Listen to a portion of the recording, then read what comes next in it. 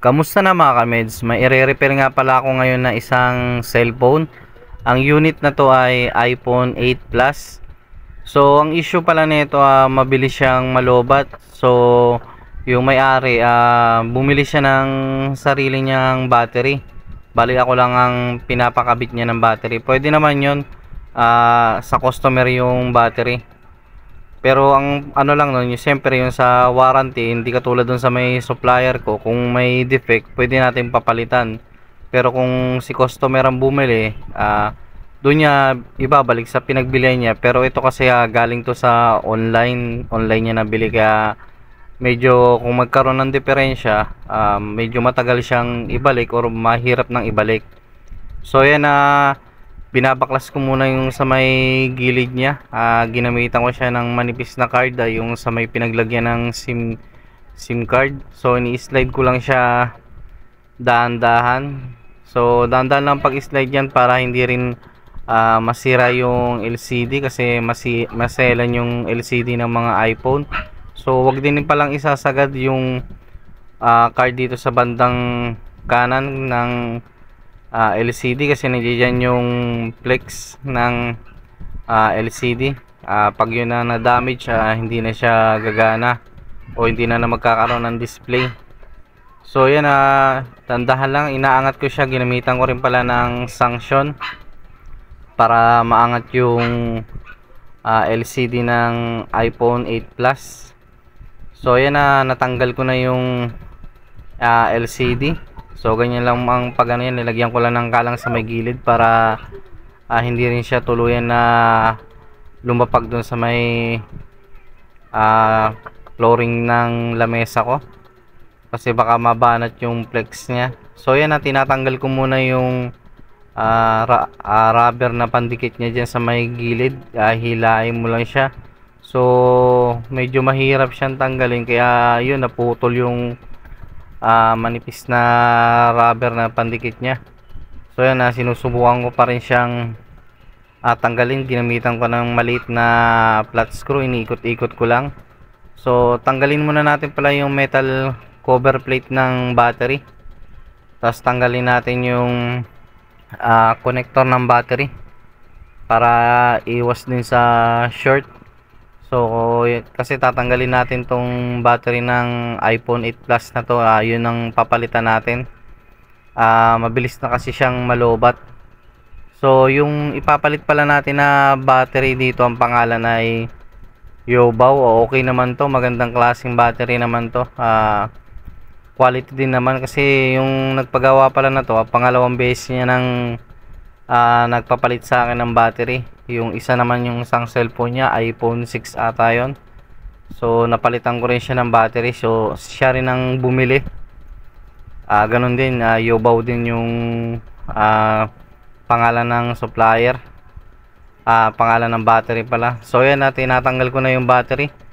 So ginamitan ko siya ng manipis na plastic galing doon sa pinagtagalan ko ng tempered. So ginamitan ko siya ng lighter fluid.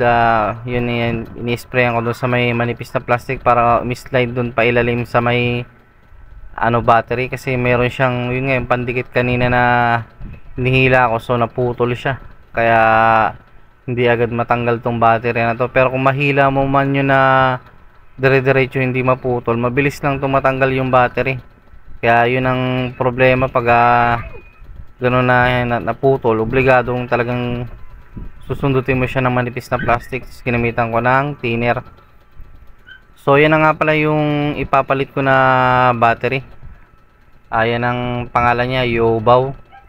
So magandang klase ito, tsaka mas mataas yung ampere niya, 2,900, kasi yung dati niya 2.7 or 2.6 lang ata yung ano niya, amperahe. So yan, mas mataas tong binili ng supplier, ng customer ko na nagpagawa ng cellphone.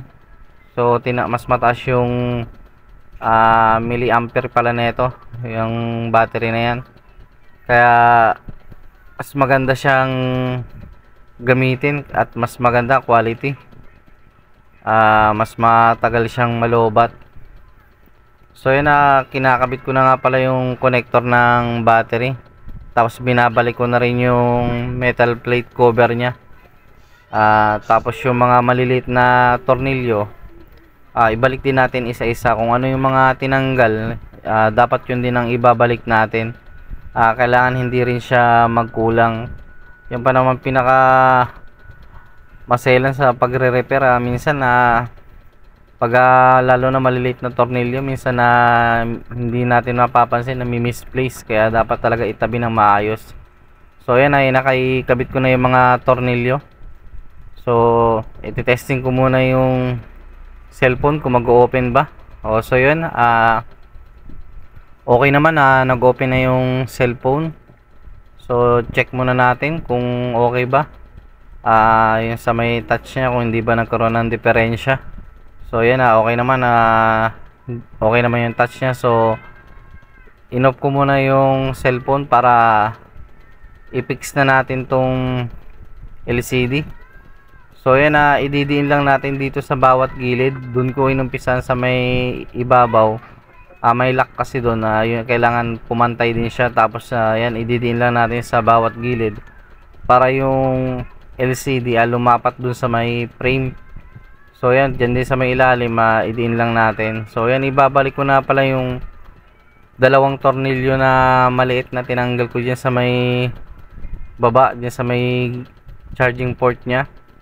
So importante rin na ibalik yan kasi ng lock nya, para in case na mahulog o malaglag, hindi siya basta-basta na maaangat. Yan ang purpose ng lock dyan sa may charging port ng iPhone 8 Plus na to. So halos karamihan naman ng mga iPhone na may gantong lock sa may charging port nya. So testing muna natin kung magcha-charge pa. So yan, okay naman. Nag-open naman yung cellphone at nag-charge naman na.